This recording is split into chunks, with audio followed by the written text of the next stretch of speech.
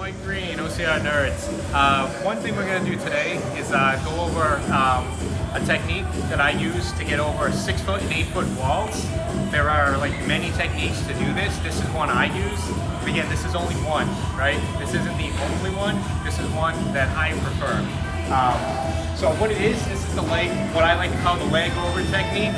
So what I want to do is show the technique and then show the actual body mechanics of what I'm actually doing, right? So here's the actual technique. Go to the wall.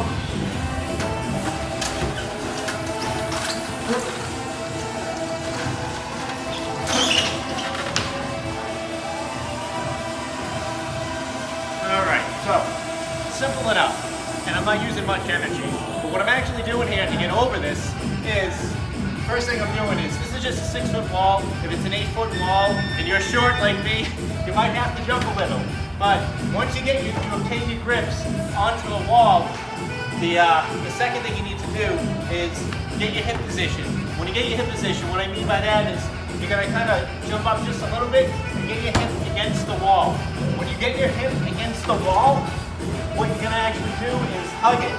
So you're basically hugging the wall with your hip, right? So as you're doing that, the other mechanic of this is with your hands, you're going to be making a pulling motion. So your hip is going to be pressed up against the wall while your hands and arms are going to be pulling the wall towards the ground at an angle. So this is a push with the hip and a pull with the hands. That's going to allow you to stabilize your body against the wall. While you do that, that's going to allow you to hit that technique I have with my leg, which is here. So I got my push and I got my pull. I can stay here for a long time and not use any energy.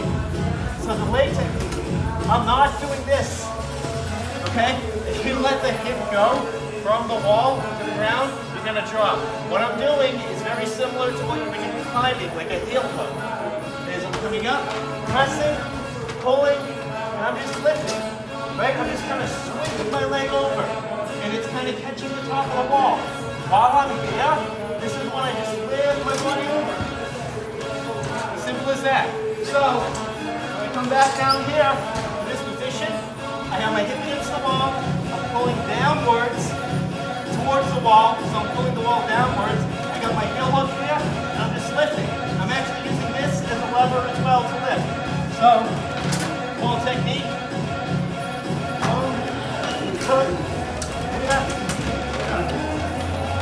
And I'm over. Simple as that.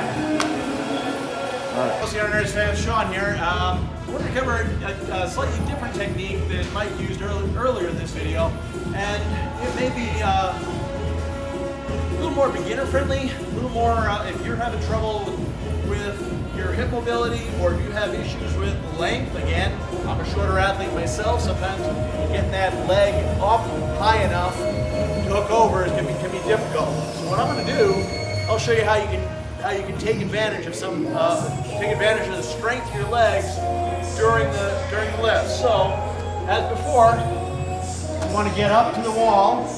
Whether you have an 8 foot wall, typically you have to jump, of course, as we mentioned earlier. 6 foot wall here is a little easier to demonstrate on.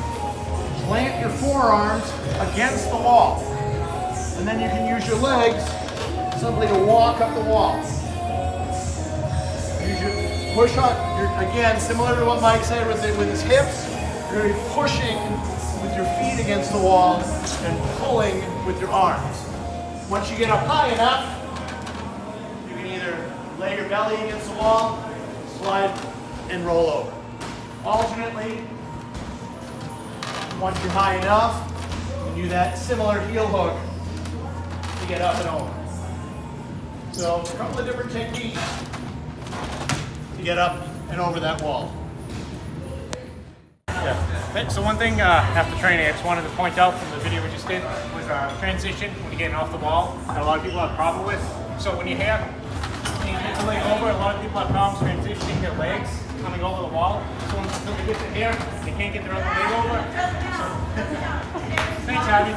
So one of the things I like to do is get this leg over, I come over with the heel, I keep the heel on the outside of the wall so that my knee is pressed against the inside of the wall. I get a press it to the outside, and I got this grip right here. I got my arm on the other side. I take this leg, I start to bring it up, transition, and this comes over, I just replace.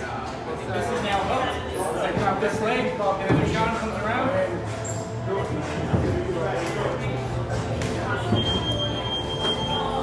Kind of looks like this. So I went from here to here. Take this, comes down, nice and easy. That makes for an easy transition in this mount. It's one of the things we wanted to cover. Alright, so, and then one more thing to cover. Once you're up there, what goes up must come down, right? Something I've seen a lot of people freeze on is being scared of heights, having a hard time coming down. So I'm going to get up on the top.